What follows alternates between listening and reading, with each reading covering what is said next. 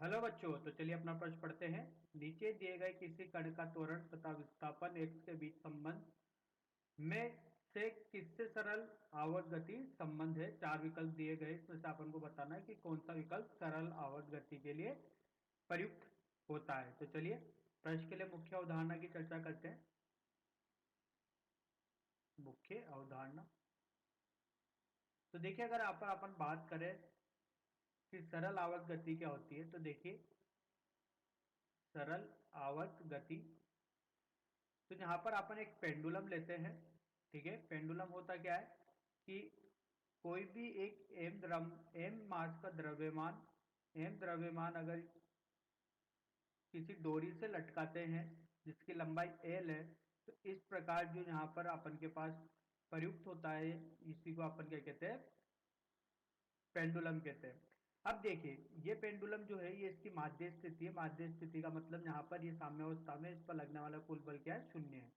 ठीक है, अगर इस पर यहाँ पर कुल बल शून्य है और मैंने यहाँ पर इसको थीटा कोण से विस्थापित किया, तो ये अपनी डाई स्थिति में जाएगा ये कण। अगर ये यहाँ पर एम द्रव्यमान का कण अगर डाई स्थिति में गया है, तो ये वापिस क्या यहाँ पर रुकना चाहेगा कि नहीं, यहाँ पर इसका वेग शून्य हो जाएगा कुछ देर के लिए, और इसका जो यहाँ पर त्वरण होगा वो अधिकतम होगा। लेकिन इस त्वरण की जो दिशा होगी वो हमेशा किधर की तरफ होगी, अपनी माध्य स्थिति की तरफ होगी।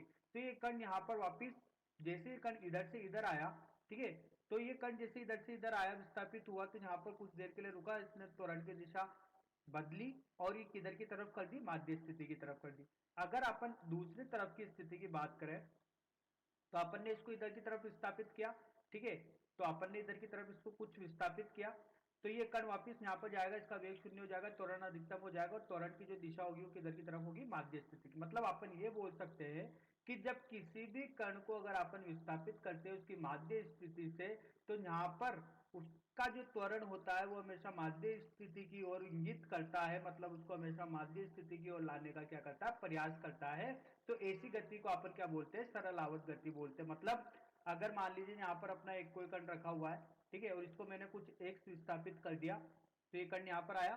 ठीक है, तो कण यहाँ पर रुकेगा, कण नहीं, ये हमेशा किधर की तरफ आने की कोशिश करेगा, माध्य स्थिति की। क्यों?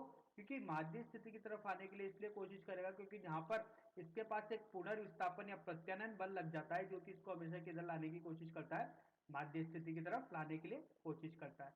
जो ये अधिकतम दूरी होती है, ये आयाम होता है, और त्वरण हमेशा माध्य स्थिति की तरफ लग रहा है, तो अपन ये बोल सकते हैं कि त्वरण समानुपाती होता है ऋणात्मक एक्स के। एक्स क्या है यहाँ पर, विस्थापन। जो अपन ने यहाँ पर कण को माध्य स्थिति से जितनी दूर विस्थापन किया है वो है, और ऋणात्मक क्यों है, क्योंकि देखिए अपन ने विस्थापन किया इधर की तरफ, और त्वरण और जो बल इनकी दिशा समान होती है, तो वो किधर की तरफ है, माध्य स्थिति की तरफ। तो दोनों एक दूसरे के विपरीत होगी, इसलिए यहाँ पर अपन ने ऋणात्मक साइन का प्रयोग किया है। तो ये जो स्थिति होती है, यही स्थिति होती है सरल आवर्त गति के लिए। जो त्वरण होता है वो समानुपाती होता है ऋणात्मक एक्स के।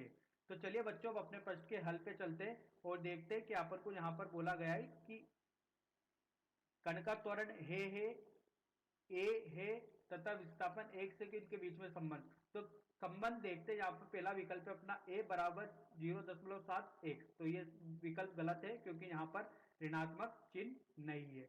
ठीक है, दूसरा विकल्प देखते हैं, यहाँ पर ए बराबर ऋणात्मक 200 एक्स का वर्ग, तो ये भी गलत है क्योंकि यहाँ पर जो संबंध होना चाहिए वो एक घात का होना चाहिए यहाँ पर, जबकि घात कितनी है, 2।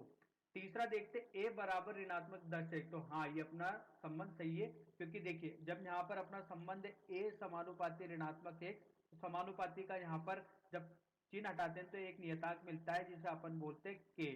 ठीक है, कोई भी नियतांक के, तो संबंध कुछ इस तरीके से नजर आ रहा है। तो यहाँ पर भी अपन ने देखा a बराबर ऋणात्मक के 10, यहाँ पर 10 नियतांक एक्स।